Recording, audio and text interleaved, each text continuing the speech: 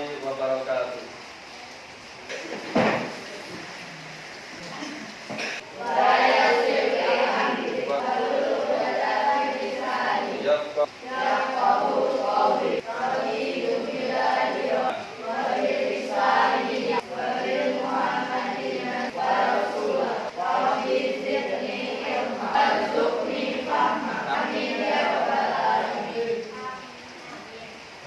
Pada kesempatan hari ini kita akan belajar berkaitan dengan sholat berjamaah. Kalau dilihat di bukunya berjudul Indahnya Kebersamaan dengan Sholat Berjamaah. Hiduplah Indonesia Raya. Indonesia Raya, merdeka, merdeka, tanahku, negeriku yang ku cinta. Indonesia Raya, merdeka, merdeka, hiduplah Indonesia Raya. 47. Jadi kita akan belajar tentang sholat berjamaah. Apakah anak-anak sekalian tahu apa itu sholat berjamaah? Tahu? Coba ini sholat berjamaah apa?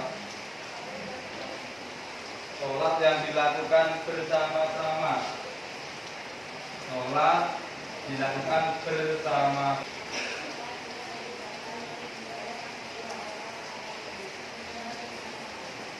Tambahannya, sholat yang dilakukan oleh 2 orang atau lebih. Salah seorang dari mereka menjadi imam. Jadi ada salah satu menjadi imam, yang lainnya menjadi makmum. Itu gambaran secara umum. Jadi sholat yang dilakukan bersama-sama, salah satunya menjadi imam dan yang lainnya menjadi makmum, yang dilakukan oleh 2 orang atau lebih, tidak terbatas. Hukumnya dari sholat berjamaah, hukum dari sholat berjamaah apa itu? Apa hukumnya? Disebutkan fardu kifayah. Fardu kifayah. Fardu kifayah. Jadi hukumnya adalah fardu kifayah. Ada sebagian ulama yaitu sunnah muakkad. Sunnah yang sangat dianjurkan. Sunnah yang sangat dianjurkan mendekati wajib. Nama agama itu. Sebagian ulama menghukumi fardu kifayah. Apa itu fardu kifayah? Fardu kefarduan yang salah satu dari mereka atau beberapa kelompok melakukannya, yang lainnya tidak berdosa. Ya bolehlah dikatakan fardu kifayah itu perwakilan, boleh. Jadi fardu yang boleh diwakilkan. Kalau sholat 5 waktunya itu sendiri tidak boleh diwakilkan. Tidak ada namanya sholat diwakilkan. Pada hari ini, temanku, pada hari ini saya lagi kurang sehat. Tolong sholat zuhurnya diwakilkan ya nanti ya, tidak boleh. Jadi sholat 5 waktu tidak boleh diwakilkan. Tetapi berkaitan dengan sholat berjamaah, maka itu hukumnya sunnah muakkadah. Ada yang ulama lain menghukumi dengan fardu kifayah. Sekiranya satu kampung itu sudah ada 2 orang atau lebih yang melaksanakan sholat berjamaah, maka yang lainnya tidak berdosa. Ya, kalau dikatakan kaitannya dengan hukumnya. Tapi perlu diingatkan, nanti bisa kita lihat betapa banyaknya pahala dari sholat berjamaah itu. Maka sebisanya kita berusaha yaitu untuk melaksanakan yaitu sholat berjamaah. Fardu kifayah apa tadi? Fardu kifayah, fardu yang boleh Perwakilan, boleh perwakilan. Perwakilan. Perwakilan itu maksudnya perwakilan itu cara gampangnya kita memahami. Ada orang melakukannya, kita tidak berdosa. Seperti sholat jenazah juga seperti itu. Kalau ada orang meninggal, kemudian ada sekelompok orang yang sudah menyolati atau menyolatkan, maka kita tidak tidak berdosa lagi, karena sudah ada yang mensolatkan.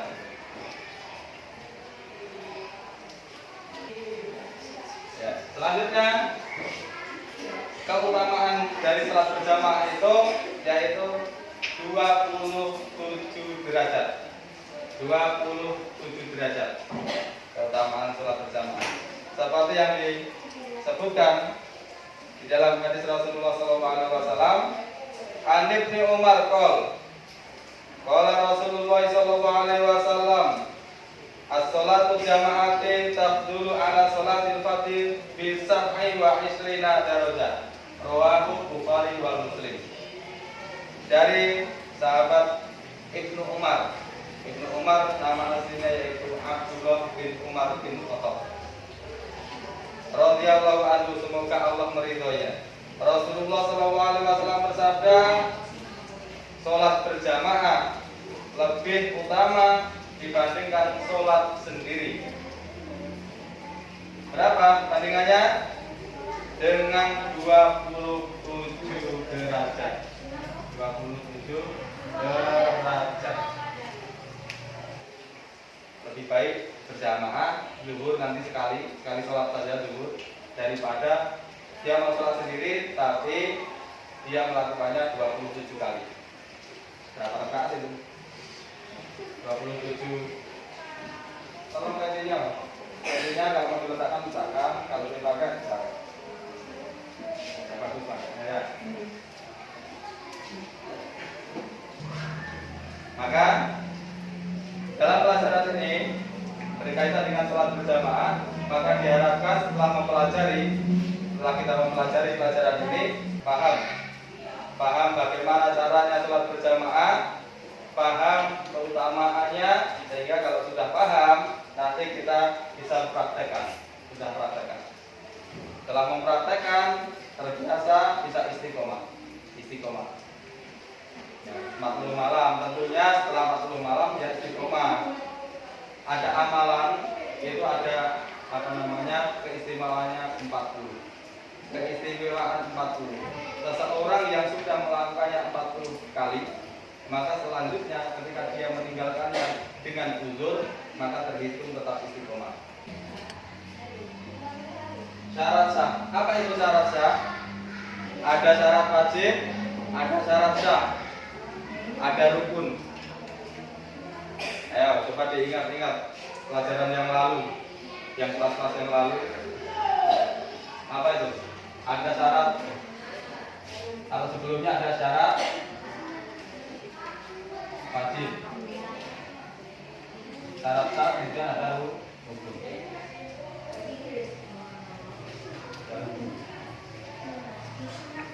Ada rukun ya. Apa syarat wajib? Syarat wajib, kayaknya tahu nih. Syarat wajib itu syarat-syarat yang harus dipenuhi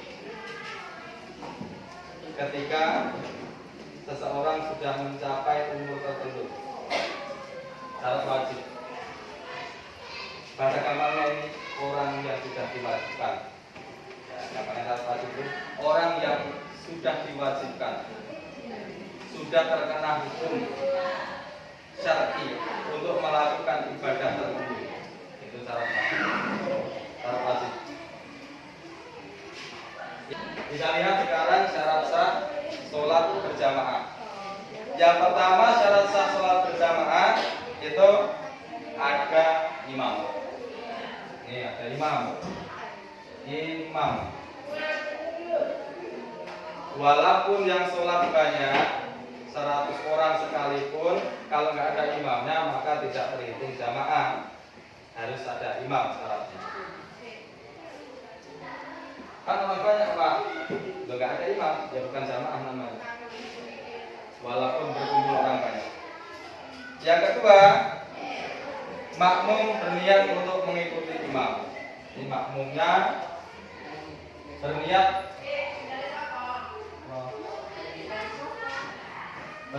mengikuti imam. Makmum berniat mengikuti imam. Harus berniat ya. Yang ketiga, salat dikerjakan dalam satu majelis. Yang ketiga, dalam satu majelis. Dalam satu majelis. Seperti contoh gambarannya sekitar ini. Anggap saja ini adalah masjid. Nama yang belakang kelihatan yang belakang. Misalnya ini masjid, anggaplah ini bidang masjid ya. Anggap saja. Ini ada pintu. Banyak pintu. Ini juga ada pintu.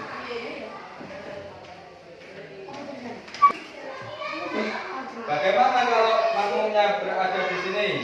Satunya tidak apa? Karena bukan satu majelis, bukan satu masjid saja, satu majelis. Bagaimana kalau makmumnya di sini? Sah. Tidak. Sah. Nah ini bapak jelaskan. Ada sah atau tidak? Kalau di sini otomatis yang ini tidak sah. Selain dia bukan satu majelis, ini sudah di luar ruangan, maka dia jalan ke imamnya harus mundur atau membalik, maka tidak sah. Kalau di sini bisa jadi dia sah. Kalau imamnya di sini satu, makmumnya cuma satu-satunya, maka tidak sah. Kalau makmumnya cuma satu-satunya, tapi di sini tidak sah jamaahnya. Tetapi kalau makmumnya ini penuh, nyambung terus sampai sini, ini bisa melihat makmum yang di sini, maka ini sah. Sah. Karena alasannya apa? Ini sedang penuh, menyambung dengan alasan walaupun di luar masjid, tapi masih nyambung satunya, bersambung, bisa melihat. Dan ke tempat imam tidak perlu mundur atau berbalik, dia cukup nyamping dan lurus. Akasa. Ya ingat ya, Bapak ulangi. Kalau dia makmumnya satu-satunya, imamnya di sini, dia makmum satu-satunya di sini, tidak sah. Tapi kalau karena makmumnya penuh, dia di sini dan tidak terhalang oleh makmum perempuan, ini laki-laki misalnya, tidak terhalang oleh makmum perempuan, maka ini sah. Tapi kalau ini laki-laki, ini perempuan, ini laki-laki, tidak sah. Tidak sah. Karena terhalang perempuan. Harusnya laki-laki di depan, perempuan sahnya.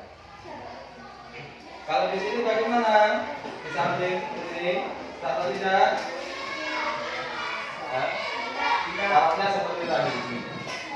Kalau makmumnya bukan makmum satu-satunya atau karena ini penuh dari sini sampai sini, maka ini tetap sah. Tapi kalau dia makmum satu-satunya atau makmumnya tidak penuh sampai sini, maka tidak sah. Karena di luar majelis, di luar masjid. Nah, ya. Pada hari ini kita cukupkan pelajaran kita tentang salat berjamaah.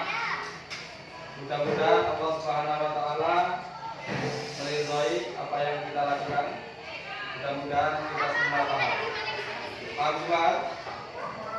Sekiranya belum paham, nanti bisa ditanyakan kembali ataupun pada kesempatan yang lain boleh ditanyakan ketika bertemu dengan Bapak.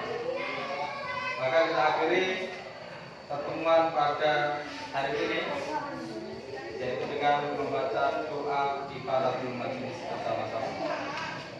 Bismillahirrahmanirrahim. Bismillahirrahmanirrahim. Subhanakallahumma